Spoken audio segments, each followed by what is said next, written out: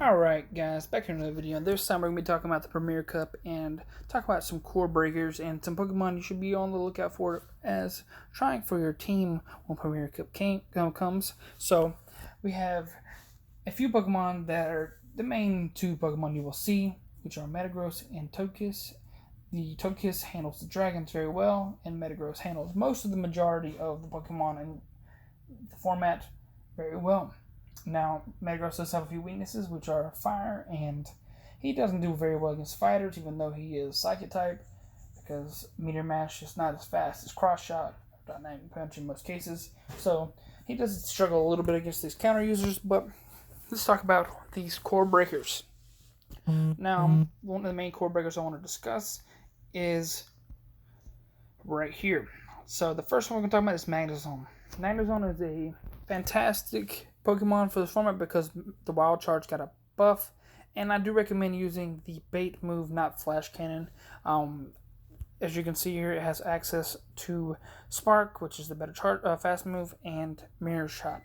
Mirror Shot is a better move than Flash Cannon in the sense they have the bait potential, and yeah, and you'll need that in some matchups. But and also has a chance to lower attack if they use a shield, which is very common. Now, you see here it wins against Togekiss and Metagross, but the Metagross matchup was not like insane, but it does really wall the Togekiss, and that extra energy will really matter. So if your opponent switches into a Togekiss and you switch into Magnezone, you will have a ton of energy afterwards, and that even the just damage from using Mirror Shot and Spark will be able to handle it in most cases, especially if they don't have an energy advantage. Now, another Pokemon I want to talk about is Dragonite, which is another Pokemon to look out for, as most people stated. But let's scroll on down. Some of these core breakers are not as obvious as others, and this is the one I want to talk about in this video specifically.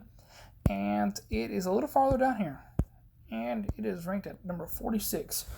Now, this is a very low rating for the Pokemon score, in my opinion. It's 75.6, but if you actually go to the Master League settings where you like make it to where you have custom lists and you have excluding Premier and Mythical, it does have like a 83 point something and it ranked 32 or so.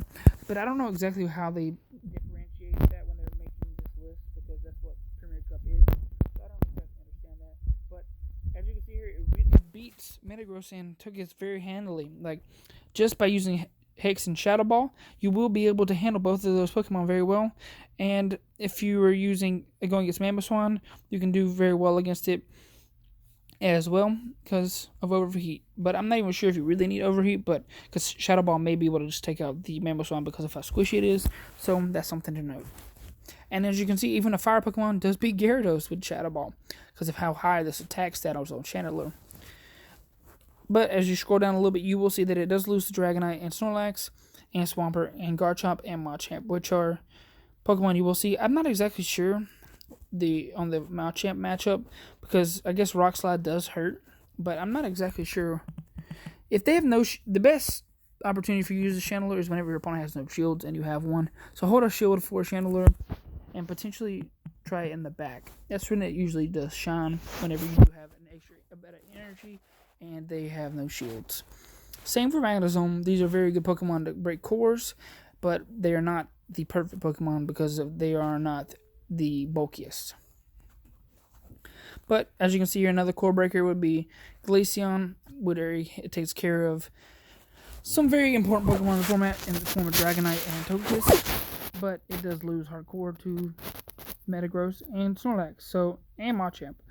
But Machamp is not going to be as common, so I don't know if you want to end up worrying too much about it. So this is a very good Pokemon. But a lot of Pokemon just really need to be aligned up with the proper matchup. The Electivire, whether it's Shadow or regular, see Shadow, it actually has a better matchup within Shadow form, so that's something to note. And I still think if you line up good baits and you bait with Ice Punch, you will be able to beat some of these matchups a little easier than it's showing here. But Ice Punch should be able to handle Dragonite pretty well, so I'm not exactly understanding this matchup. You might want to look a little deeper into these specifics instead of just going by numbers shown by battle rating. But yeah, so the core breakers we discussed here are mainly in the form of Pokemon that have really good matchups against some of these Pokemon that are really going to be commonly used, and some of them are just Pokemon that just really break up that top 2 Pokemon, like Metagross and Togekiss in one.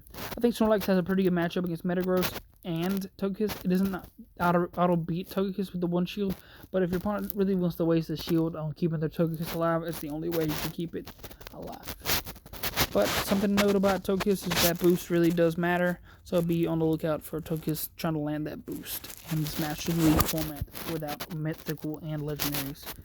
But yeah, if you want to try to deep dive and dig and use Swampert and Garchomp and a few other good Pokemon that are up here, please feel free for doing that. Be aware of Mamoswine trying to break up that Dragon and Togekiss matchup. And it does have a decent matchup against Metagross if you land that Bulldoze. So be on the lookout for that as well. It does say it loses the Dragonite here, but I'm not exactly sure if this is the most accurate. Depends on energy advantage, because I do feel like you can beat the Dragonite with landing 1 Avalanche, so they might have to use both shields to keep it alive. But yeah, tell me what you think about this kind of video, and if you want to see my Chandelure to prove that I've been messing around with it, I do have one here. Do not have enough candies to give it a secondary move or Stardust yet, but other than that, I do believe this is a very solid Pokemon after testing it yesterday. If you guys want to see battles with Chandelure, please comment below, and I will make the investment if we can get a decent amount of following from this post, and I will give it a secondary move if so. Thank you guys for watching once again, and I'll see you guys in the next video.